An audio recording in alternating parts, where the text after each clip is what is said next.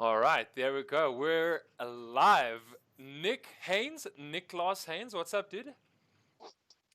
I'm good. How's it going, Mary? No, I'm good, dude. Very well. Thank you so much, dude. I think, yeah, we were just realizing that Nick with a K and then Nicholas with no K seems to be stupid both in the English language and the Afrikaans language. That's true, yeah. And I'm like an English Nicholas with an Afrikaans version of the name. Yeah, because I think if you check out, like, I don't know, onto Facebook, I don't know if you have your full name on like any of your handles or socials, but yeah, Nicholas with what is that? A Nicolas, like Yeah, Nicholas. it's the Afrikaans version of the name. Ah, man, it's good. It's great when you grow up in Kimberley, I suppose, right?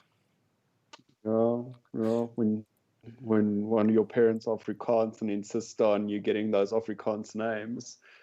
Yeah, may as well. Yeah, it's weird. I don't know. English language, Afrikaans language, languages and names are very strange. In fact, can't remember now if I was listening to the radio today. Um, oh yes, Jacaranda with Alex J, the old presenter, the TV guy, whoever Alex J was saying, yeah, the Boer War Yeah. was fought with a French guy, right? So they, the Afrikaners in the Boer War was fought with some hardcore De Boer or whatever some French guy was. So yeah, it doesn't actually matter who you are, where you were. But yeah, dude, yeah, it's good to have you on, man. I checked your little Bethlehem segment there. It was great, dude. Are you making waves in the at home there? Are the Eastern Free I, Staters that welcomed you with I open arms, I I'm think. trying my best to make waves. I'm really trying my best to make an impact in this community. As I say, like what woke media is all about is trying to help small businesses and startups. So, and I mean, we're better to help people like that in small towns. So, yeah, I'm trying my best to make an impact here in Bethlehem. And who were they? What little segment or kind of like who were they? Are they like a local radio station almost, or? Well, it's a local initiative just to kind of raise awareness of local businesses and just to promote special offers and stuff like that they're doing. And luckily, I'm friends with the person that's running the page, so I managed to score an interview. It's not what you know in life, but who you know. This is what they say. Unfortunately, it kind of bums me out sometimes quite a lot because you can't get anywhere on talent these days because yeah, you have to know that person. I don't know. Is it a mixture of Well, they both? did Is it this. like you know the guy plus you better work your ass off to get somewhere? What do you think? I, I think if you are working hard and you're doing the right thing, I mean, in terms of your career, if you're good at what you do, you're going to get noticed by the right people and you're going to start attracting the right people. But I mean, I do think that there is something to be said about having those connections early on. And I think that's something that we don't learn early enough in life to start making those valuable connections.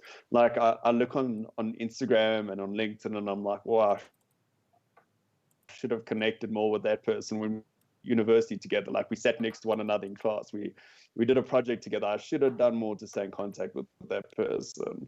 I mean, maybe like hindsight's 2020 vision, and we can say that about a lot of stuff. Like I think, did I send you? True. I sent you a voice note the other day, and I was like, yes, my USD demo account, $300 in Tesla. Now it's at 1,300 today. Like, what must I say? Must I kick myself? Must I be like, fuck it? I could have got 350 to 400 uh, Tesla. Now look at me, 1,300, and I don't own a cent. Yeah. No. Yeah, but I mean, it could have gone either way. I mean, you could have actually invested in US stock, and the whole thing could have just gone absolutely AWOL with the virus climbing there. So, I mean, it's one of those things in life. Like the stock market's volatile, and I think that's also like the thing. I was listening to a podcast the other day, and they were talking about being prone to take risks or being risk averse, and I think that also plays into heard a lot. You know, are you going to go up to that guy in the meeting and like introduce yourself and shake his hand, or are you going to, you know, try and like stay clear of the CEO?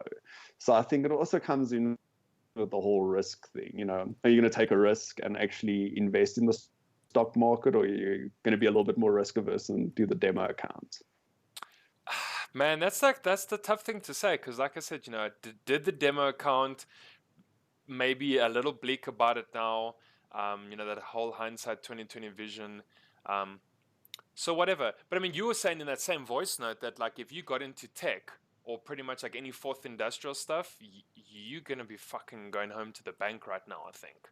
Oh Um, yeah, I mean, look at places like Amazon. They grew exponentially during the lockdown.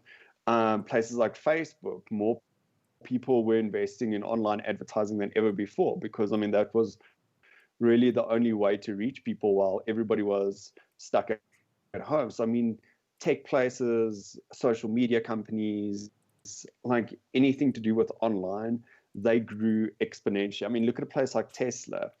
I mean, their stock also skyrocketed. But I mean, having someone like Elon Musk as your CEO also, you know, plays in your favor. I mean, he's just always getting media attention, and it's kind of like he gets that media attention for free. He doesn't pay for it. it doesn't hurt.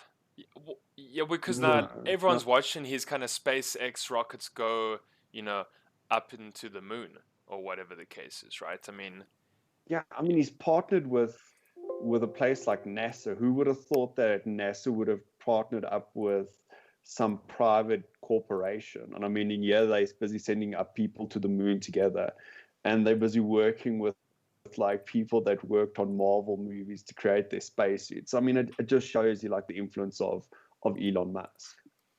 yeah, no, the guy's he's kind of a big shot. Doesn't really matter if you're smoking weed on the Joe Rogan show. It's legal in California, so that's okay.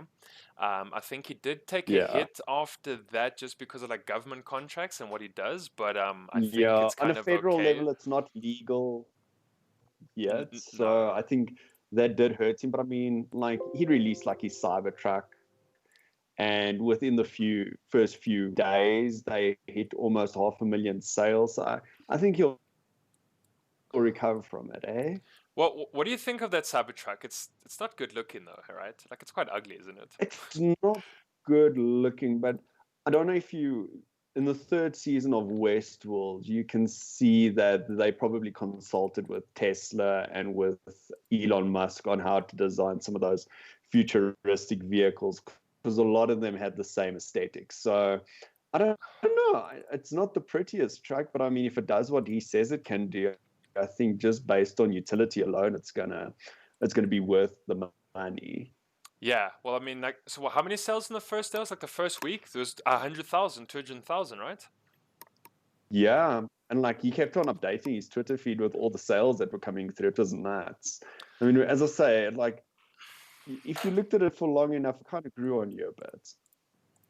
I mean, it's very square. It's not like super aerodynamic, but I think like that's what supposedly they would drive on Apparently, that's what Mars. makes it like so super aerodynamic. Like that, because of that weird square shape, it's like super aerodynamic, according to them.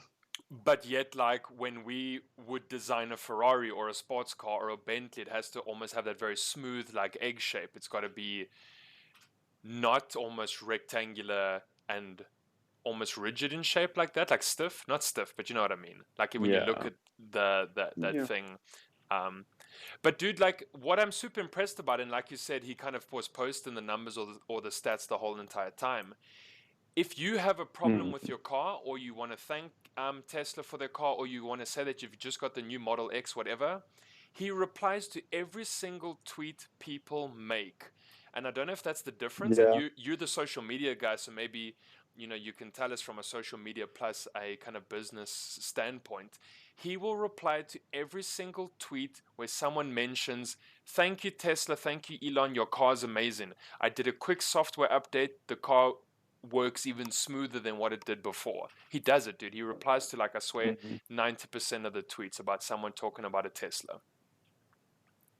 I mean, that's the whole thing about social media. It's about being social. So, I mean, brands, personalities that are more engaging with their audience. I mean, that's one of the things, like they say, they call it like the Apple of cars, because I mean, that was also like the thing with Apple. It was just like that whole thing of owning an Apple device. And then now it's just become that with a place like Tesla. And just that whole thing of having Elon Musk chat to you because you posted a picture of your Tesla. I mean, that's already worth kind of owning a Tesla. I mean, if you got that kind of money to buy one, it's worth it to just buy it and have a conversation with him on Twitter. Is it? So you reckon like that name drop? Like, yeah, guys, look, I got Tesla kind of retweeting my thing or Like, liking my post. yeah, You feel like quite a hot here's shot here's about my it, hey? convo with Elon Musk. Imagine how badass that must be. Like you're just sitting there in your house, just posted a picture online of your new Tesla, and yeah, Elon Musk starts cracking a conversation with you. I'd feel like a pretty badass person if that happened to me. I would as well. So what I know everyone like the hottest topic right now is COVID, and I know kind of one of your Insta posts lately when you've been putting out the content you have been is stay trendy, stay with the times. Um, can we milk COVID right now, or are are we just trying to all get by at this point? Because I know COVID has retrenched people, it's lost businesses, a lot of clients, etc. I think millions of rands and even dollars and euros wherever you do live is kind of very much being hit by COVID and Corona right now. So, what's your take there? Well, I think not so much milking it if you're a company, but I feel you should be adding value during this time. If you, because I think something like the and make whatever little bit of money people still have to try and get it from them. I think trying to add value into their lives and trying to show some form of support from a company point of view. Like say now, like a place like Yappy Chef, what they did, which was really clever, was they actually, because people didn't want to really go out shopping and stuff like that. So on their store, they had like these whole like food parcels made up with Yeah. like meat and veg and spices and all sorts of things. You could make several meals out of it. And I thought that was an excellent idea. And a lot of places that online stores where you could buy books and stuff like that were now all of a sudden selling ebooks and stuff. So, I mean, it's not really to do with like making money, but like adding value. So an ebook's a little bit cheaper than a hard copy, but at least you're adding value because somebody can still purchase your product and has something to do during the lockdown. With a place like Yappy Chef, somebody didn't have to leave their house during the lockdown. So I mean, I think it's all about adding value and trying to kind of meet your client, your customer halfway, and trying to make their life easier. I mean, that is essentially what you are there as a business trying to do. You're trying to make their lives easier, trying to solve problems in people's lives. Was that the deconstructed meals? If we can just go back to Yappy Chef, because I think people were trying to send deconstructed meals. Did they send you the whole thing, or could you get a bit of both? Well, okay, well, this service was mostly just like in Cape Town and the Western Cape. It's a pity though. That would have been really nice but I mean, I suppose they want to maintain freshness and stuff like that. But yeah, they sent you some deconstructed meals, so you had like the recipe and stuff like that to actually like put together your own dish, and then you could actually do a whole like grocery thing where it had like a week or two supply of meat, vegetables, some starch, that sort of thing to keep you going for like the next 2 weeks. People have definitely been milking the online space, and it's not even like it's a new thing. But definitely December until now, we've seen very much like a surge, and definitely, I'm not going to say an exponential growth because I think a lot of people don't really understand sometimes what an exponential growth truly means, but Mm, a big upward trend in content creation, online services, meeting online demands. Um, I mean, you mm, get Farm Fresh as well, which is an online service where you get farm fresh vegetables and fruits delivered straight to your door. So local farmers in the area are obviously kind of collab together or whatever the case is, and they supply fresh, vegetables, spinach, apples, cucumbers, whatever the case is, and you just have to order simply online with an app, and you get, farm fresh veggies to door, which is great. And I kind of think that beats out Pick and Pay, because at Pick and Pay it's already old. Spar Checkers, Woolies, it's already old. Mm. It's done the whole kind of fridge process and trip, you know what I mean? That it's a bit too Yeah. long. You kind of already 4 or 5 days your veggies are sat in packaging before you receive it. And then 2 days in Yeah. your fridge and now you've got mold. Mm. Yeah, as I said, I think a lot of local places, I don't think like jumping online, like in a time like COVID, was like the best thing to do. Because I mean, that sometimes that infrastructure takes ages to build up. But I think, just having a good system or good infrastructure to take orders on WhatsApp and get a shopping list from people of like what people want and like put it together in a box and like drop it off in front of somebody's door. I think something like that in a short period of time. And then if you see that, I mean, this is also a good time to do a bit of a test of concept. This is like, is this something worthwhile investing in? I want to invest in a website where people can place an order at my farm or my fresh fruit market, and then I deliver that straight to their house. I think this was the perfect time to actually test some of those ideas out and be like, is this viable? Is this something that will work in my community? Let's set up something like a business WhatsApp and take orders there, and let's track those payments and stuff to see if there is any form of return on investment. So, would you say maybe instead of physically going online for the first time, if you had a physical business that wasn't online and you did a test run with an online capabilities now during COVID, that wouldn't be the worst thing to do? Oh, for sure. I think because I see with a lot of businesses, like they're thinking, oh, I didn't have an online store. Now it's um, now it's locked down. Now the best thing to have would have been an online store. And to build a website and stuff like that, and to get like a fully functioning e-commerce website would take ages. So I think, having that kind of versatility in your company to get put together like a quick fix or something that can work in the short term, and let it be something that you can test out there in the long term. Like if you've got a clothing store, you can then have like a catalog on Facebook or on Instagram, and then people can choose what they want and WhatsApp to use their orders, and you can put it up in a nice parcel, deliver it to their house locally. So I mean, that also cuts down on delivery costs and stuff like that, because you're only going to deliver locally. And you can, if you see, okay, this thing's growing, then all of a sudden you can put in some delivery charges, build an e-commerce website, because already that the concept works, that there's something there.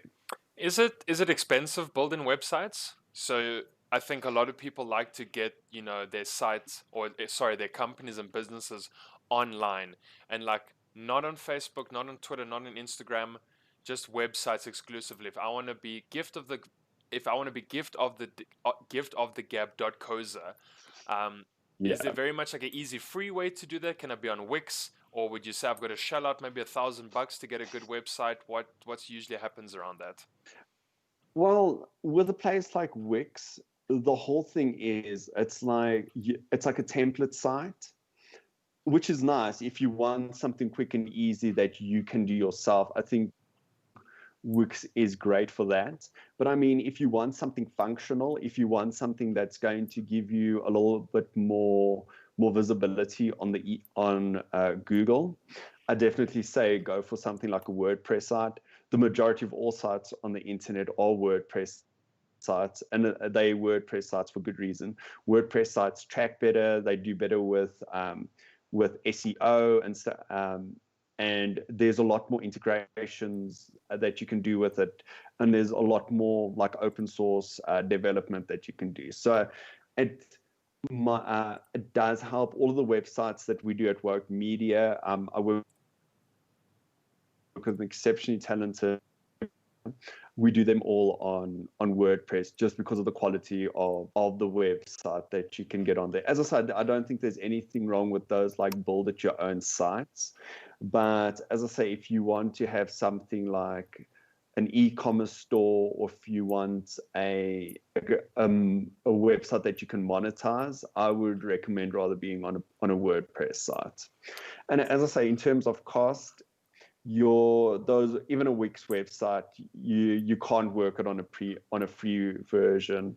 You're gonna have like a weird domain name. And as I say, you can type that website, you can copy and paste it into Google. You'll probably still struggle to find it on Google. So I mean, you're probably going to have to pay for a premium version, and you're paying for it. Yeah. No, I was gonna say, is it kind of like when you're trying to make your new email name or your Gmail name, and it's kind of taken? Do they give you something funny, like Nick Heyns 47 at Mythbuster, or? Well, just to give you an example, like if I had to start a site, like if you go and create a site with your personal Gmail account, then it will be like Nicholas Heyns 89 / wixsite.com, something like that. So, and it doesn't look professional. Like I'm one of those people that I don't enjoy it when people send me an email address for their business and it's like their business name at gmail.com. I think to have a domain and to host an email and do email hosting is super cheap and accessible these days. And I mean, just that credibility. I mean, everything you do when it comes to business, when it comes to marketing, you basically building credibility. So I mean, having something like Nick at Woke Media is a lot more credible than wokemedia@gmail.com.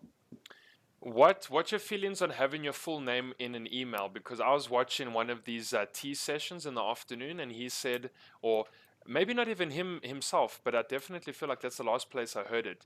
If your full name, or at least your name, is in your email, it means firstly you are quite comfortable that people know who you are and you don't seem sketchy. So for myself personally, I'm Murray Walton 8 at gmail.com. People seem to be more comfortable around that. I don't know if maybe you have more of an insight into how personal an email name can get and what's the advantages of that or not. Well, I think it depends on like the type of person you are, first of all. I mean, and also like the length of your name. Like mine is Nicholas Heyns. So I mean, and I've got 2 A's in my name and it's not spelled like the normal Nicholas. So there's so much room for error there. Okay, so yeah. I'll rather give like Nick Heyns. That's a little bit easier. Because I mean, you also have to remember on a daily basis,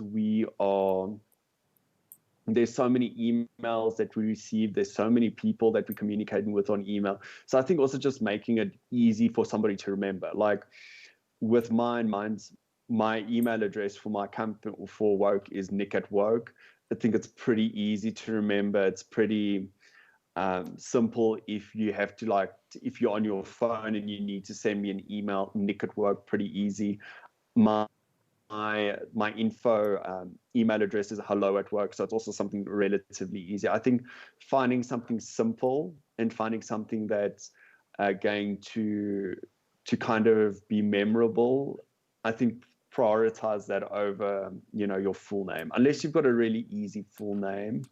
So I mean, as I say, it also depends on the company you work for. If you work for a company that's a little bit more serious, I mean, like accounting and places and stuff like that, you'll probably have your initials and then your surname with your just because of like it's a little bit more serious, it's a little bit more rigid kind of thing than a digital and creative agency. But I mean, as I say, I think does it provide for like a better trust factor? Because I could be the same person behind murraywalton@gmail.com and I could be the same person behind whitetables@gmail.com. And the thing is, both of those email addresses could message you and you might only really want to trust and do business with one of them. Because who's behind whitetables@gmail.com, right? Well, you know what, hey, there's also something to be said about a good email signature. I think any of those email addresses, if there's a good, well-designed signature with some active links, not just like an image, but like some active links to social media and website. I think that could also make a world of a difference when it comes to emailing in general. Okay. Now, back in the day, I mean, it doesn't feel too long ago now, but you've done a couple stints in the US. The first time you were there Yes. for hospitality. Um, Man, my Streamlabs. Anyway, we'll ignore that, Ronaldo. Don't worry too much.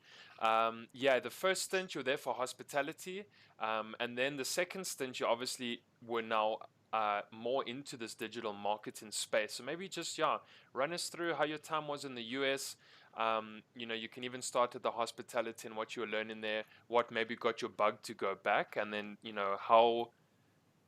I can only imagine that you picked up a lot of invaluable information and knowledge the second time when you actually were physically working in a social media and digital marketing space. Yeah.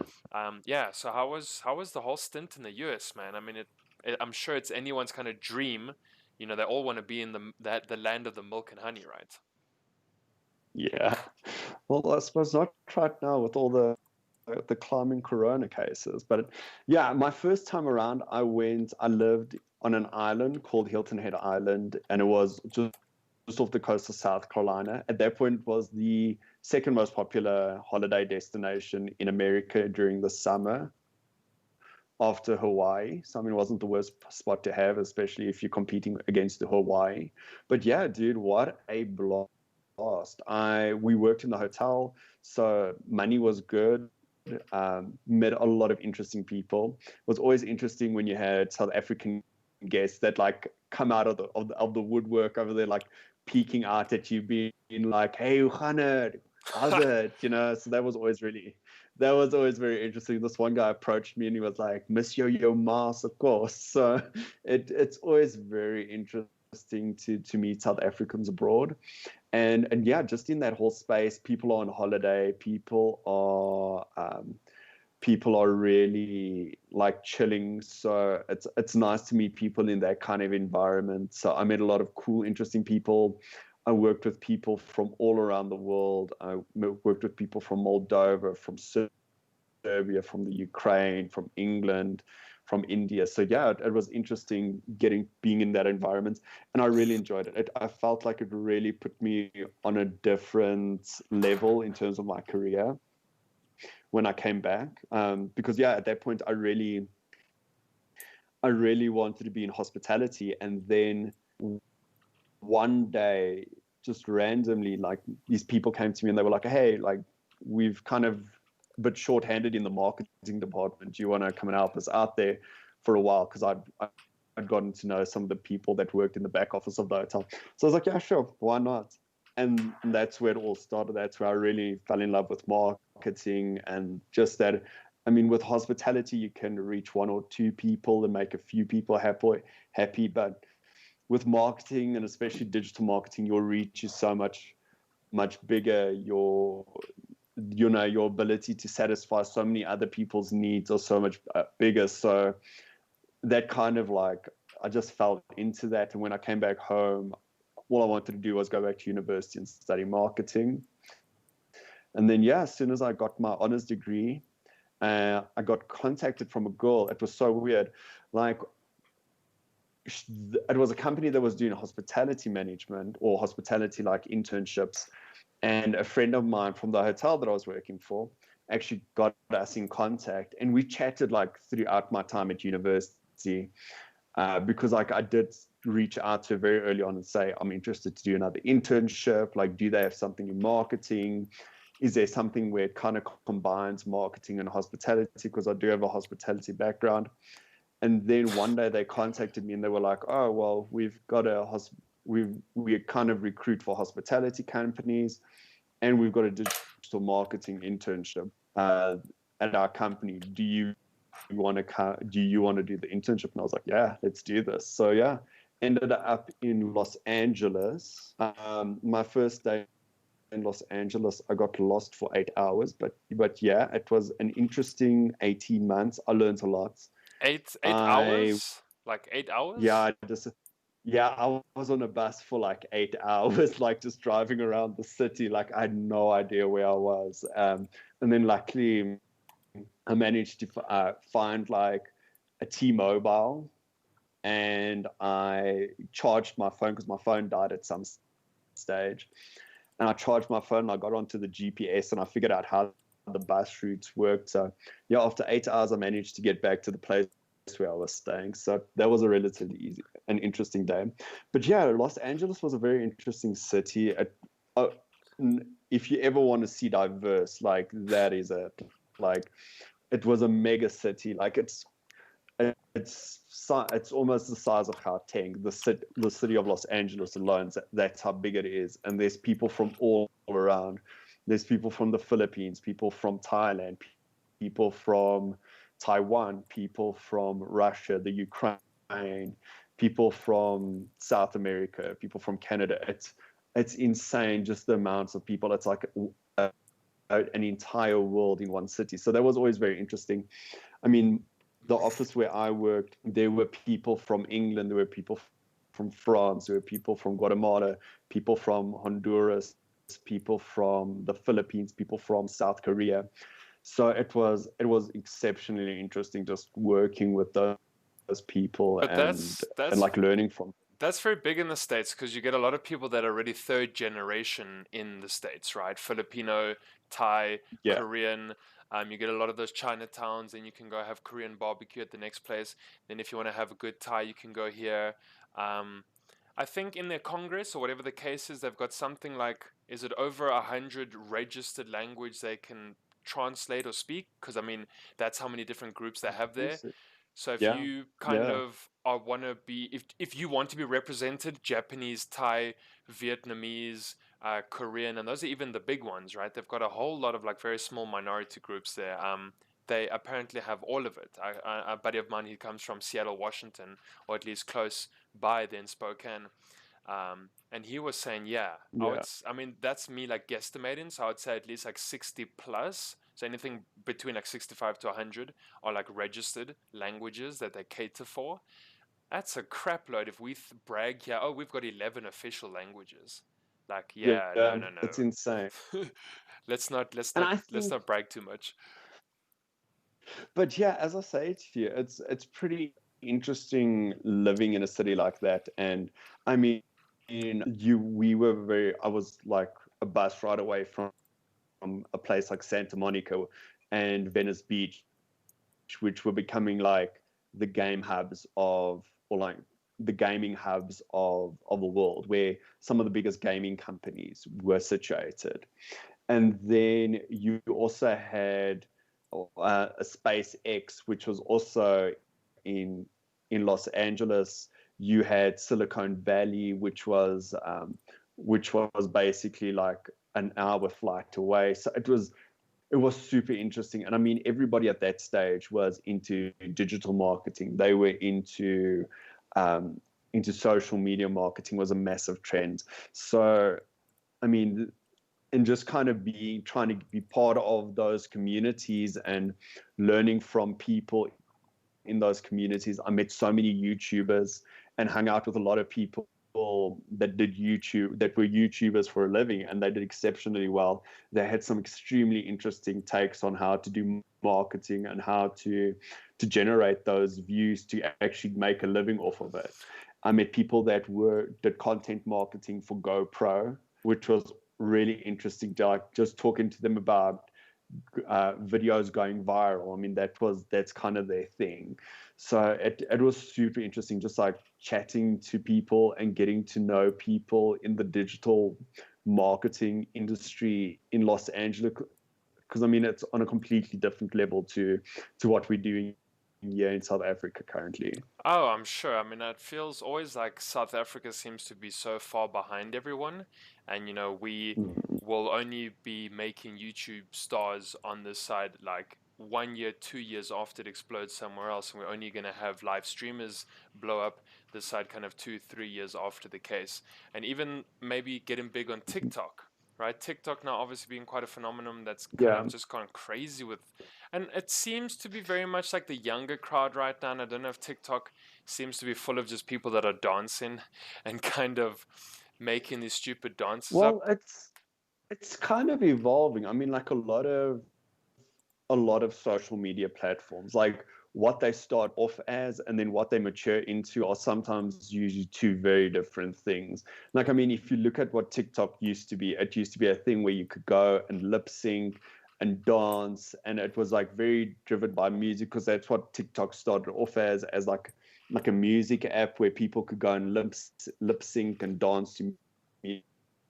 And it's really evolving. I mean, the kind of things that you're seeing there now is people doing video editing and stuff like that on the go. I was watching a video the other day of this guy showing how he kind of edits a video on his phone and puts it onto TikTok, and then it looks like he's basically like going through walls and stuff. So there's some very interesting things that I think is going to come out of like the TikTok generation, like their ability to edit videos and create fantastic content on the go is going to be unparalleled. And honestly, I've seen some really awesome TikTokers, and I'm like, wow, this person's awesome. Like, where they from?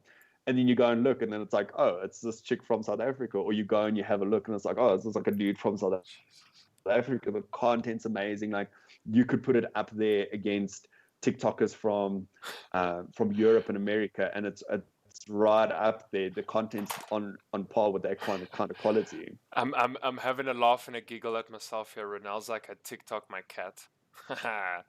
I mean, whatever, right? Whatever gets you, Yes, my wife TikToks her cat. Yeah, whatever you get those numbers and whatever gets you up there. But I mean, you know what? People have like Instagram and like Facebook pages for their dogs.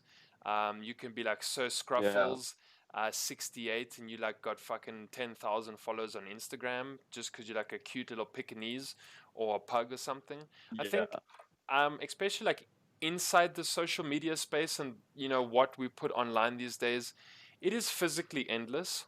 Um, I think Oh yeah, it the doesn't like, yeah, possibilities with content is endless. the possibilities are I endless. I mean, you could start by TikToking your cat mean, today, and yeah, then tomorrow you sell in the latest whiskers brand through your cat. I don't know, right? yeah. Hint, hint there, And Ronald. I think Can I need to. I also need to. I also think we need to put this out there. It's like I think the competition, like if you got in on that early on when Instagram launched, when Facebook launched, like you in the pound seat right now, like you've got an established brand, you kind of put in the work early on when the platform oh, was kind of like the Wild West, where you could grow your platform immensely within a few months. But I think now it's becoming a little bit more difficult. There's a lot more competition out there.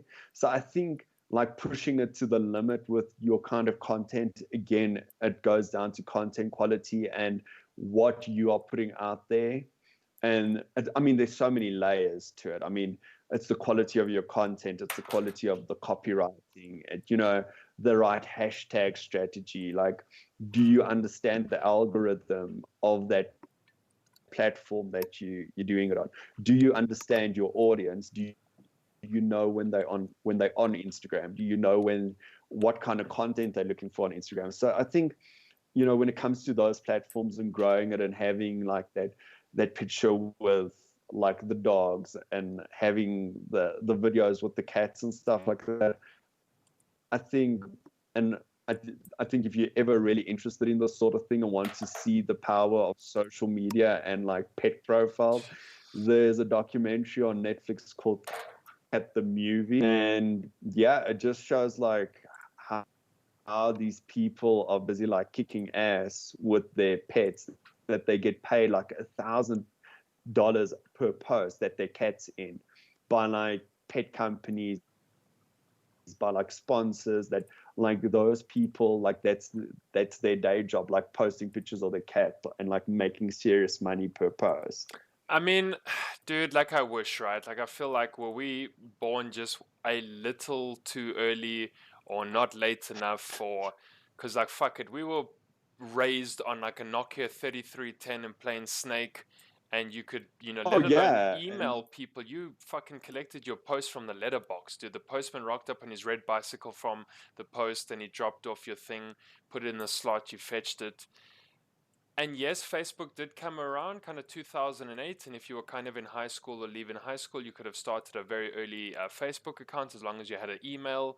And that was great. And even back then, dude, like no one knew jack about it. You could have had the most banging post on Facebook in 2009, and you might have got like 3 or 4 likes, I think, because it didn't gain traction, or at least not here, it didn't gain traction. You probably had oh guys on no, stateside that were already going, crazy on Facebook and stuff. Um, but it's hectic, and it's not even hectic in a bad way because, like you said, you meet in like YouTube stars and guys that are working for GoPro, and that's very much the norm because GoPro is amazing. Are you surfing? Are you like on an aeroplane? Are you skydiving? Is your GoPro like attached to your yeah, head, your wrist? Are you showing people who might not normally skydive from whatever, a couple 1 kilometer, 1,000 meters up, whatever the case is, and you're showing them like how crazy that experience is? I don't know. I think, and in the next 10 years, we are gonna, something's gonna happen. There's gonna be some explosion of social media meets voice command. Because I mean, Twitter now, I think already has kind of a voice, almost like a voice note that makes your oh post yeah. for you. So, yeah. Voice search is becoming such a big thing. I think South Africans, we don't really get the implication of how big voice search is here because something like having Google Home or having an Alexa or having Siri or something like that, it's not as big here, but like in America that's becoming, and in Europe that's becoming pretty much like a staple for every family home is to have like a Google Home or to have an Alexa or have an Echo or have one of the have an AI in your house. So where, I mean, with Alexa, you can basically order all your groceries just by talking to her, and she can have a conversation with you. You can with Google as well. I mean, a lot more of the devices are coming out with Bixby and some of their Google Assistant, but yeah, I think voice search is really blowing up in America in a massive way. I also saw things like VR taking off there and like automated car, like um, yeah, like basically like self-driving cars. They were busy. They had a few prototypes over there that could drive like a less than a kilometer or less than a mile to your house to come in and like pick you up, or you could go and rent a car online and the car would drive itself to you. So those things were kind of already happening there. So yeah, it's going to be interesting to see how that kind of filters into South Africa, because I see on Takealot right now they are starting to sell more of your like Google Home and Google Home automation products. So yeah, so Well, I think it's going to be interesting to see how what's we kind adapt of to what's it. kind of one of the coolest things you told us about West Hollywood, or at least LA in general, that definitely doesn't get off here in South Africa? Bird, where you've got this kind of rent to scooter Yeah, system. I mean, I that's like freaking the loved right. Bird. That's the innovation of like how people are going, right? I mean, Bird. I mean, sure. That was that was one of that was one of the funnest things I've ever seen. And just from a business perspective, it was amazing. So Bird was an electric scooter and you had an app for it. And it would show you on a map where the birds were in your area. This was like that kind of payoff that Pokemon Go never gave you. I'd run around the streets and look for a bird or for a lime. A lime was also an electric scooter. And there you'd see it like standing there and then you'd race over to it, scan the QR code as quickly as possible so that nobody else could claim it. And it was amazing. And as soon as you did it, like the lights would go on and you'd hear the little engine rev or the electric motor go on. And yeah, you'd ride around and it would charge you per minute. And the best thing was, if you wanted to just go into a store, quickly grab something, you could lock it so nobody could come and like scan it and unlock it. If somebody scanned it, it would say this bird is currently in use. And the nicest thing about it was all kind of like there were people that used it, and then they had a separate app for people that could go and charge it. So the company put it all in the customer's hands, which was awesome. So yeah, so there were people that were using the bird, and then they'd report there were faults and stuff like that. And then Bird would send out a message on their other app saying like, hey, there's a faulty bird. Can you pick it up and just take it away? And then we'd pay you for it. Or, hey, listen, the electric scooter's the battery's drained. Go pick it up. We'll pay you $20 to charge it. So yeah, it was awesome. But unfortunately in South Africa, I can't see that something like that would work. I can just picture that like putting it out on the sidewalk and just somebody walking away with it. Yeah, no, it's sadly not gonna really get off here. We're not, until we get like a society that is at that point of like almost equality, and maybe there's only 5% unemployment and people aren't have to live Yeah. how do I say, like hand to mouth? Like your salary goes straight to like Yeah. groceries and you've been able to kind of survive.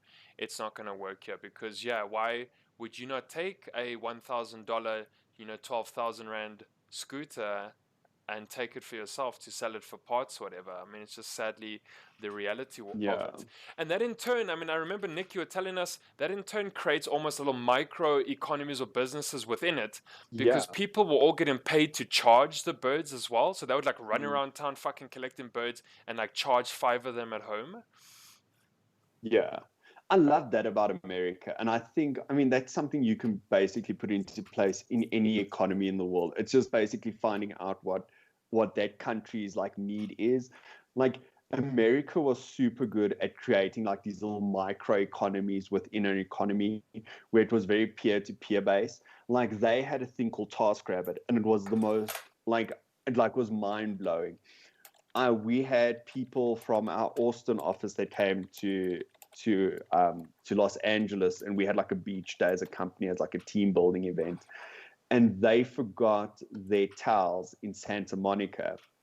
And what they did was they got a TaskRabbit and they paid somebody to take the towels back to the Airbnb. And there was the person came, the person picked it up, they took it to the house. I think it was somewhere in Los Angeles. They delivered it. They took a picture and be like, hey, it's delivered. It is at the house. Done. Payment there. Done. Everything was just so simple. Do you think, and I mean, I'm not trying to be like ugly, I'm not going to be rude, but obviously fucking people can kind of accept this however they want. I suppose I don't really care. Do you think they've created the best way to service like a lazy society? Like, are those fucking Americans just lazy as shit? Or what do you think? I think, well, listen, like you get some lazy Americans and you get some hardworking Americans. I think it's the like same in every society. Like anywhere in the world. You're going to get lazy people, you're going to get hardworking people. And it's the same there. I mean, there's people that do Uber, that do Lyft, that do TaskRabbit, that have basically made a career out of like working on these apps. I think that's really innovative, and I think it takes a lot of hard work to do that. And then I think you get those people that are just happy with like a 9-to-5 job that, over a weekend. I mean, there were dog walking apps. People were making a lot of money walking dogs in America, and I was like, honestly, I like wish we had that, could have just like gone and walked. Like you walk a dog for an hour and you make like $100. Can you imagine that? Like four weekends a month. That's an extra $1,000 in your pocket just for like walking a dog for an hour. That's amazing. Like how amazing is the peer-to-peer economy that you can do that? It's like the self-sustaining thing where people can like buy and sell from one another, where people can buy and sell skills, where people can buy and sell time, because that's essentially what you're giving people with a dog walking app. You're selling your time and giving time back to that person. So yeah, it's crazy. I just love that kind of thing, where that peer-to-peer economy. And I think if that was it's more of a thing in South Africa, and I can see it's becoming more of a thing now. I see there's ride-sharing apps. I see there's something similar to TaskRabbit now that's also popped up. So I think, yeah, it's just when people need to get used to it. There needs to be those early adopters and people that need to see, okay, this is making money, and people need to advocate it. And then, yeah, it slowly starts taking off from there. But I think there's also just that whole trust component that Yeah. exists in first world countries that we don't have yet. Like, are you going to get somebody on an app that says, listen, I can fix, I'm not a plumber, but I'm really good with like plumbing. Like I fixed all of my plumbing in my house. Are you going to be like, okay, I'm going to get this guy to come fix a leaky tap? You're going to be like, no ways. I'll rather get a qualified plumber. It's difficult. We very much like old school almost. We're still very like word of mouth. Like if my neighbor got cupboards in, oh, can I get your guy? Because those cupboards look great. But otherwise, I'm not the same Yeah. guy. If I never heard from the neighbor and just saw over Facebook or some type of social post who does amazing cupboards, but I'm like, yeah, see, I don't know you, and do I want a stranger in my home? So we're very like finicky about it. We've got our super high walls with our Mm. electrified fences, so we're kind of like, yeah, I don't Oh, yeah. really want like a stranger in my home. So, I mean, I'm not gonna call this guy until I see the neighbor's kitchen cupboards look gorgeous, and then, Hmm. that's kind of close to home because we really did call in the same guy that did our neighbor's cupboards. So anyway, and they do look fucking amazing, but that this there's like a niche, But right? So if you had to tell like mm, young kids or students right now, how can they make an extra buck? It's like be creative, be hardworking, fucking walk someone's dogs and make like WhatsApp ads or even like Facebook yeah. posts onto like because the best thing we have now are community groups, right? You can be in the Mm, Bethlehem community group and you can buy, sell, or advertise yourself. We can be in the Greenstone mm, Hill Four Ways Bryanston community group, and there's definitely like a huge those places play a huge role in what we do because someone's throwing away a TV, I can take your TV. Someone wants to know what's the best like panel beaters in my local area. You don't actually have to Google them necessarily because now I can get a word yeah, of you mouth. just ask for recommendations. Right, but almost like a And the thing social word of is, mouth, hey? yeah, I mean, word of mouth marketing is never ever going to go away. That's always going to be a thing. But there's new ways of generating it now. Like word Mm, of mouth marketing can be a positive review on Google. Word of mouth can be a positive review on Facebook. You know, somebody mentioning you in a comment when people ask for recommendations. So, yeah, word of mouth marketing isn't that's always going to be a thing. It's always going to rely so heavily on people giving testimonials and people recommending you. But I think the way that it's happening now, it's changing. I mean, nowadays you go into a place like Takealot and you go and read the reviews. And the thing with the most positive reviews, that's the product you're going to choose, even if it's a little bit more expensive, because you know that there's 1,000 people that used it, and that's true. 1,000 people, 950 people were happy. So yeah, there's that chance that you're going to be the that other 50 that wasn't happy. But I mean, 950 people out of 1,000, it's pretty good odds. That's pretty good odds. So as I say to you, I think it's just that blending of technology and our society, and I think that's happened in America because Americans are always very prone to risk or a little bit more open to risk. So something like Uber. I mean, if you had to come to somebody like 10 years ago and be like, you're going to open your phone and then you're going to contact somebody, and a complete stranger that you've never seen or heard of before, this person is going to stop in front of your house and you're going to climb into the car and you're going to trust that they're going to take you where it goes. Yeah. And if you're unhappy, you're going to give them a bad rating, and that's the thing that's going to deter them from doing something bad. And You're going to be like, even that's insane. if you Who's going to do told that? if you told parents 10 years ago they can put their children or their daughters in a stranger's car and that stranger's going to take them to somewhere and you're going to believe that they will do it and they're going to drop off your kid and your kid's going to be fine on the other side, no one would have believed you. They'd be like, nah, not No, going to happen, dude. no. I'm not going to People would believe think this you'd be Victor insane. character with his 4 stars. Like, not a Yeah, chance. yeah, he's only got 4 stars. What kind of person is this? Yeah, yeah, and that's unfortunate thing. Who would have thought, like a few years ago, if you had said to them, "Okay, you've got a spare room, you can now list that spare room and then a complete stranger with like a good star rating Yeah, can make a fucking booking, and come sleep in that your stranger house. can come stay with you, or you can basically go away for a holiday for like a week, and for that week that you're away, you can rent your house out to a complete stranger. Like, I mean, even now in a South African context, I'm like, yeah, this person's going to have a week to kind of like start to kind of like carry my house away.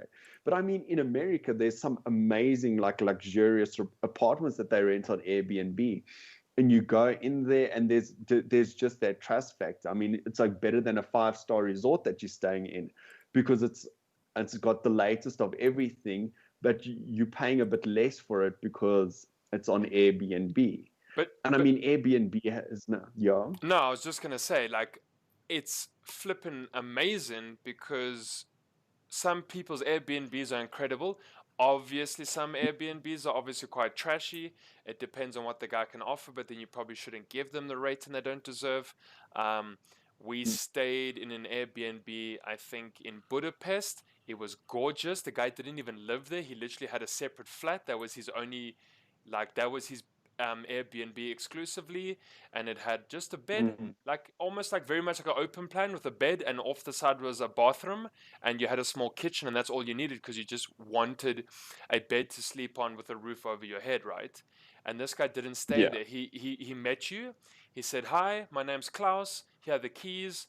You know, this is how you get in and out, and cool. You guys just let me know when you leave." And like that is it. And that's yeah, also the simplicity of it, which is amazing.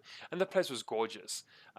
Versus we stayed in an Airbnb in Amsterdam, and also not bad. You know, grateful to sleep, but the yeah. guy was a little more sketchy, and he had a lot more guests staying there, and you kind of met your other guests and It bumped became into like a them. mini And hostel. yeah, yeah, yeah. And You all there was like one a mini bathroom with like a hostel. broken extractor fan, so like you fucking took a shower and then you increased the mold on his roof and stuff. So, you know, and That then sounds like listen to in the this guy. upside down. Yeah, this guy was a super host, right? So this guy was a super host. He had 5 stars, but when you left, he Yeah. asked you if you could still like maintain his super host status. So even though you probably would have given him a 3.5 to 4, maybe, he very much like asked you nicely if you could give him more. Because the thing is, obviously, like you said, with referrals and recommendations and having a 4-star versus higher, he was getting lots of people to stay with him because of how highly rated he was, even though he probably wasn't worth a 5-star. You know, Oh, by the sounds of it, not that at all. yeah, that fucking bastard, man. Oh, that guy, No, yes, dude. sis, that Like, guy was a fucking it, like hardcore alcoholic and shit. Jeez. well, I mean, at least you lived.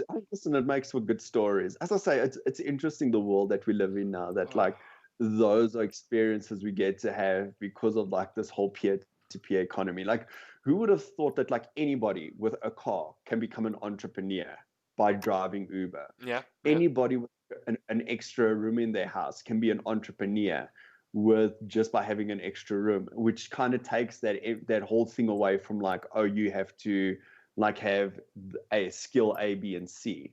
I was listening to SME.Africa, Martinus Broderick's podcast, one of my favorite podcasts. And there was this one guy, and it was interesting because I kind of related so much to him. He was like, he doesn't have that typical like entrepreneurship story where he was like busy selling stuff on the playground when he was like a 10-year-old. And I feel like Chappies in the society does playground. do that because there is that like entrepreneur porn, or that like those like those success stories, all around, where it's like I was like a kid, and like at the age of 6, I was like on the playground and I was like selling my lunch to kids, or like I was like buying other kids lunch and then I was selling it to other kids for like 10% more I than what I love bought that, it man. for. That's fucking great, right? Like I mean, you took his P&J sandwich and you sold it again for an extra $5. you just cutting it up into smaller pieces. Like you remove the crust and you and you charge the premium price for removing the crust. So I mean, if you listen to people like God. Mark Cuban, I mean, his stories like, oh, I was like a kid selling baseball cards. Like anything I could get my hands on, I'd sell it to somebody else. Like that was kind of like his thing. And like, if you listen to Gary Vaynerchuk as well, I know you're a big fan of his. Um, like him as well, he was like, oh yeah, when I was a kid, like I used to sell baseball cards on the school at school before the day started. I already had $100 in my pocket, and I was like, that was not my story. I just went to class and went home. Like that wasn't my vibe at all. But I mean, I think I think I kind of like this kind of started off as like a thing that I did just to get by, or not to get by, but to make money and to put food on the table. I think that's a big motivator. And yeah, it kind of just like grows into that. And like this one guy classified himself as like an accidental entrepreneur. And it's funny because sometimes you just kind of start doing something, you've got a good skill that you kind of try and sell, and that freelancing thing that you do on the side, or like your side hustle, that sort of thing now, like that becomes your business. And as I say, it's interesting the times that we live in where you can kind of experiment with that a bit, like where you can have an 8 to 5 job, and then at night you can sit doing copywriting. You can do a freelance copywriting, or if you're good with graphic design, you can very quickly and easily like do some graphic design after hours. Or what I've really seen now is, because my mother-in-law's are very big with crocheting and stuff like that. So I think because of that, I get a lot of like these crochet things on Instagram with make little critters and stuff. And it's interesting how people have just like turned Instagram. They don't have websites. They do all their orders, everything like that through Instagram. And it's amazing, like to have that power in your hand to turn something like, oh, I'm good at crocheting. I can make little animals. I can take like cartoons and turn them into crochet things. It's like, and now I can sell this on Instagram. So, I mean, it's amazing the power that a cell phone can give you in this day and age. Oh yeah, you can do anything. And I mean, that's even like when we were on content creation, and there's a guy, Casey something from the States, who's huge. He says right now, if you just have a cell phone in your hand, an iPhone, a Samsung, it doesn't matter. You don't need the huge fancy camera. You don't need the gabble with it. You don't have to have kind of the backlighting and the whole crew. You need a cell phone. That is it. Yeah. You shoot, you take 100 photos. A lot of these things come with some form of editing software on them. You can already make these like killer videos just like that only. And I mean, I think about myself, like I've made some really good looking videos that I've pieced together and layered sounds over it and put little clips and all sorts of things just on iMovie, which comes with every iPhone, which comes with every iPad. So I mean, you've got the tools already, and they're very user friendly. I mean, these days you don't need to go to and do like a year-long course to know how some video editing technology works. You can watch like an hour-long YouTube video and you can get the gist of it. So now, what about like us scrubs, right, that aren't good on social media? We're not able to market our business well enough, and we approach someone like Woke Media. What exactly, what package could you guys make for, the new guy online who doesn't know what he's doing? What kind of, specialization do you guys have that can take my little kind of kebab store, into the next level with the social space, so to speak? Well, as I say, like my thing is, we first and foremost, like we take because as I say, we work with small businesses and startups, so we take your budget into consideration. Every business is different. Every business has different needs. Even two businesses that are doing the exact same thing, those businesses are going to have different needs. Businesses are as unique as a fingerprint in my mind. So I mean, I think we start off with assessing what the needs are and what the budget is. So if you've got a small shop, or your little kebab shop, I would always recommend having a website. Your website is your billboard on the internet. And you don't have to, as I say, we spoke about this before, you don't have to have the most expensive website. You don't have to have a store where you can create your own kebab, you can just have something that says, this is what we sell, this is where we sell it, these are our trading hours. I think there's so much power in basic information. And I think a lot of, but you sometimes get so worried about like the big things that you miss the fact that like just having a listing on the internet that has your trading hours, that's already a major thing. I mean, I can't tell you how many times I've gone onto the internet to look for what a company's business hours are, that I have no idea, that I couldn't find it, that I'm like, well, I'll just go in the middle of the day. I mean, they have to be open then. So just putting your trading hours is a big thing. You know, having a professional email address.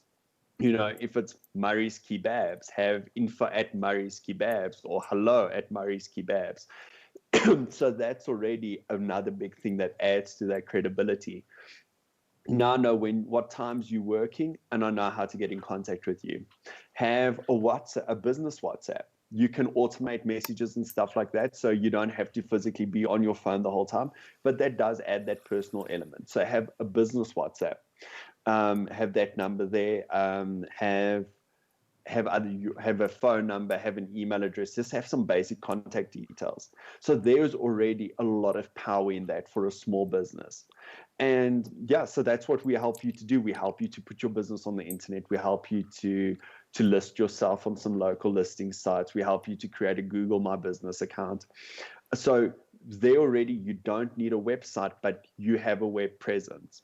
And then later on, we can move you up, even if it's a single scroll website that, again, just has some basic information, who you are, what you do, what your unique selling point is, and how to get in contact with you. That's the most important thing. How do we get in contact with you? And from my side, as a digital marketer, I love tracking traffic. I love it. I love being able to say to people, this is what your traffic looks like for the month. You had 1,000 people come from Facebook onto your website. You had 800 people come from Google. You had 500 people come from Instagram. Of those people, you've converted 10% of those people. You've converted 30% of those people. So I love to make sure that there's conversion and tracking, conversion events and tracking throughout the entire website. No matter how big or small the website is, I think that's important to track the people, because then you can see what your return on investment is. You can see what your acquisition cost is. And this is also very important. You get to understand your audience better. You get to see who the people are that have an interest in your product and that want to come onto your site. Because sometimes the people that you're targeting aren't necessarily the people coming onto your website. And if you've got information about the people coming onto your website, you can then see, okay, let's change this. Let's start using different pictures that would appeal to our desired target market. Let's use different copywriting that would appeal to our different target markets. And then I'll always say to people, get onto social. Get onto social as quickly as possible. And even if your content isn't good, just start posting it out there. If you are a business, again, let's use Murray's Kebabs. If you get hey man, I love my fucking make kebab Murray's store. Kebabs, Come on, dude. if you open Murray's Kebabs, I'm definitely going to stop marketing you guys. I feel like you owe it to me by now. So anyway, so let's say with Murray's Kebabs, like just the simple thing of plating up a few of your kebabs, taking a picture of it and posting it online and saying like, this is the special today, or like, this has come fresh out of the kitchen. This is our daily special, or, this is a new item of our menu. They're just doing something like that. And people think that they need a professional photographer. There's a lot of value in having a professional photographer, but there's also so much value in those raw moments, in those like very candid moments in your business. I think you've just got to blend it, have those nice professional pictures for your marketing and stuff like that, for your website, for pamphlets, for your menus. Like, have those nice professional pictures taken by a professional photographer. Do you have like a preference on what like social media platform like a small business like that would use? Like, would you tell a guy, no, Facebook's your niche, is Twitter your niche, is Instagram your niche, is even all three of those kind of the place to get in? Like, what in your kind of professional opinion, would you say like, okay, you've got a food truck, you're making kebabs, where is the best place this guy could be posting to? What do you I think is think, like the, the place for him? well, I think with a place like, with a place like, sorry, with a place like Facebook. Facebook is an incredible platform, and I think a lot of people are like, "Yeah, Facebook." Not a lot of people are using it. It's not a fact that a lot of people aren't using it. The way that people use it have changed. There's still a lot of people out of all the social media platforms, and as I say, that's where woke media comes in. That's where we specialize in social media management, because there's so much power in social. And you have a look at your company, and then you break it down into those different platforms. Like, okay, you have a company, and it's a food truck. Let's take pictures, let's take videos and stuff like that. Let's put it onto Instagram. It's a very visual medium. You can use stories and stuff like that to really like break down the process step by step, which is awesome. Then you have a place like Facebook where you can really like bring it all together, say what your business does, what products you're going to have, give testimonials, and then you can link it all to your website. You can post blog articles, stuff like that. And then say now you a food truck, and you a big market is a professional market, then you can actually do like a business lunchtime special and run that on LinkedIn. So because Okay. that's a professional. Yeah. So as I say, take your brand, look what you do, and then break it up into the different audiences on social media. Like if you look at Facebook now, the audience is getting a little bit older. It's a little bit more mature now. A lot of the people that started off using it are still using it. They're just a little bit older now, and the way that they use the platform has changed dramatically. A lot of people are following brands on Facebook because they want to see what specials there are. They want to see what companies are doing. So as I say, make sure that vital information is on Facebook. And then, as I say, Instagram, very visual. Make sure that the best pictures, the best videos and stuff like that make it onto there, because quality is so important there. And then, as I say, if you've got a professional market, if your food truck stands in the CBD, make sure that you kind of link that up with LinkedIn, and maybe do some advertising on LinkedIn. Try So and get yeah, in the big and as I business, say, guys.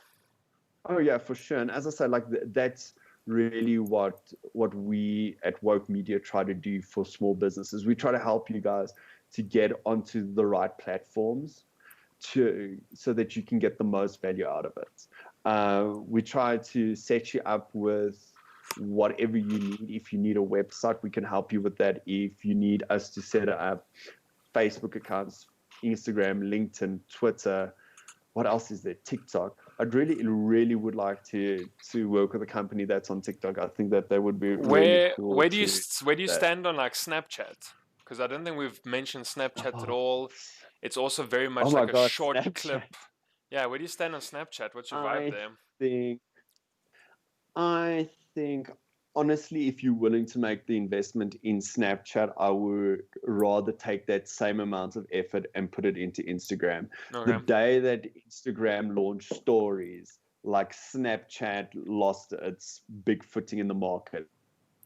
And as I say, like now with TikTok around, that's completely taken over like that video, that whole video space. So I think I don't know. Like, I probably wouldn't recommend to a company to be on Snapchat. Not that I've got anything against Snapchat. I used to love Snapchat when it just launched. I thought it was a very interesting platform, but unfortunately, a place like Instagram completely changed the game when they brought in the stories element. And I mean, they just making stories more and more popular now, and the And when would algorithms someone changing to when would someone stories. like when would someone go live on Instagram? Like when would you suggest that like an Insta live is needed? Because I know people don't do it all the time, but it does happen and it kind of has its place. So what's really kind Yeah. of like the use? So how do you get the most bang out of your buck going live on Instagram? I think with something like Instagram Live, definitely doing something like a product launch. I think that that would be awesome. Like a lot of places like Apple does it when they launch new phones. Nokia does it when they launch their new phones. There was a big Instagram Live thing at PlayStation when they launched the PlayStation 5. So new products, definitely. If you running a competition, definitely doing a draw or announcing the winner live. And I think if you've got some valuable insights, going live every few, I think it's also something that you can overuse. It's definitely something that you can overuse. But I think if you go live a few times a week and you've got something to say and you're a thought leader, you can definitely use that live feature to definitely generate some engagement and to reach new audiences and stuff like that. But and as I say, like if you've got a new service, or if there's like breaking news, I see that's happening a lot. People that are involved in journalism and news and all of that, kind of going live and giving the latest COVID-19 stats update. So yeah, I think there's Yeah, so so if many you uses for it, and I think people and businesses they just need to think out the box and be as creative as possible with that.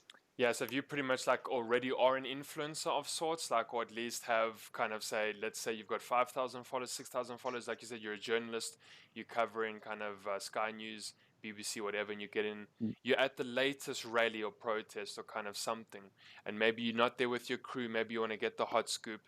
Yeah, you probably could switch to Insta Live Mm. quite quickly, like you said, and then yeah, you've covering the latest scoop. It's live. Maybe half those followers even pitch in, so you've got 3,000 people there checking out what's Mm. going on. Um, yeah, it definitely has its merits, and you definitely there is a space to use all of these things. I think what you were saying a lot earlier is that just the correct way to use them, because we all have these tools, but sometimes we don't know how to use these tools, and that's where you guys Mm. come in, which is great. You guys know how to use the tools. You're looking at the analytics behind the scenes. Most of your people are checking you out at 8 o'clock, but you only posting by lunchtime. Let's bring it back. Let's start making your post between 8 to 9 o'clock, whatever the case is, because we know when your numbers are Exactly. kind of the strongest, which is yeah. And I mean, it's cool. A lot of people, and a lot of us, we tweet and we send out pictures, and we never look at like the backroom stuff because it doesn't really matter to us. But we could Yeah. obviously naturally increase our own kind of footprint, so to speak. So where exactly, if someone wants to look Okay. for, yeah, Yeah. As I want to just conclude, just to add to that, like, with like with your agency and with what we do is like stats and dates and stuff like that. That's what we live on. That's your bread and butter. what we really. Yeah, exactly. I mean, so you need that's the sort of thing you're looking at to make sure, like, okay, so you say that your audience are housewives that between like uh, 10 o'clock in the morning and 11 o'clock, they're taking like a bit of a break and they're on social media. Now we're looking at How your nice. stats. That's not the case. Like, are you sure that that's your audience? Because we're seeing that most of your viewers, early in the morning, from like 6 until 8, and then late at night from like 6 until like 8, 9 again. Mm, So it's like, okay, are you really reaching to, you want to find those people at home? You now trying to target people that are working from home. You're trying to target people that are now home based. So they're going to have a lot more freedom to go onto social media and stuff like that.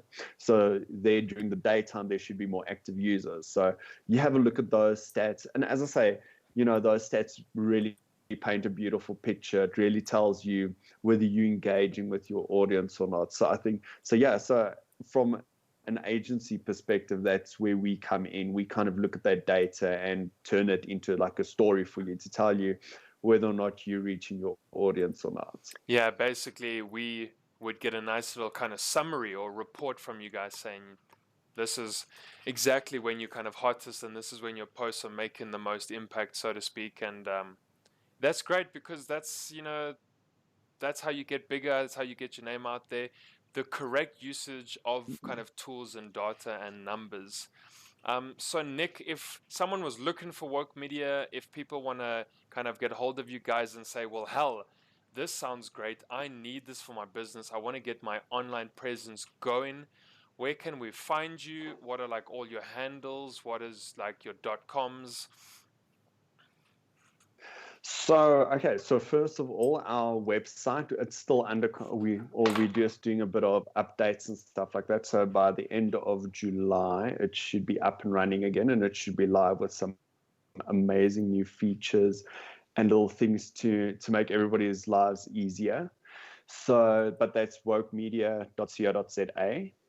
And then you can have a look at us on Facebook, we Woke Media. And then on Insta, we are Woke Media ZA. And then we're also on LinkedIn as Woke Media. So yeah, you can have a look at us on our social media platforms. And if you want to pop us an email, you can just send it to hello@wokemedia. And yeah, we'll get in touch with you. And as I say, we love helping small businesses. We love helping startups to get their footing in the digital space. We love helping you guys figure out what your market is, how to reach them, how to grow your platforms, how to really make a name for yourself online. And the beautiful thing about digital marketing is you can be a small company, you can be a family-run business, and with the right social media marketing, with the right website, with the right ads, you can compete with your biggest competition. You can compete with big national companies, just because you've got a better local marketing strategy, and people would rather come to you than wait for a package to arrive at their door. So yeah, that's something that we really want to do, especially now in this whole COVID-19 era. We want to kind of help people to see that, hey, there are local alternatives, and that thing that you could have gotten online, or that you're gonna go to a big box retailer for, there's a little guy down the road that sells it, and the service is great, and the after service or the after purchase service is absolutely amazing. If something breaks, you can just walk into the store. So that's the sort of thing we want to show, that unique selling points of local businesses, small Yeah, businesses, startups, that sort of thing. nice That's little the kind people of that like family run businesses that maybe aren't kind of out there, so to speak, and like you said, provide a good service, aren't really well known, might cost you a quarter of the price. Get hold of them and make them known. um, but yeah, I mean, that's exactly. fantastic. It's good to have small businesses like these and get people out there and using what is already such a free to use kind of space. um, but Nick, thank Oh you yeah. so much for coming in and I think enlightening us Thank exactly you, on how it Murray. works. That was good chatting to you. Glad that we could do this. Yeah, and hopefully we're going to get woke media a lot more numbers and hopefully get a lot more clients your way. Guys, please, when you watch this video later on, hit up woke media. Very, very smartly, woke media the whole way through. You can't miss them at wokemedia.co. .za or ZA at the end. Instagram, Facebook, they got the website. Email them, guys. Nicholas Heyns does a superb job on that side. Very gorgeous work. So Nick, thank you once again, man. Thank you, thank you, Thank you, thank you. Murray. Cool, guys. Peace. Thank you so much. We'll see you guys next time. Cheers.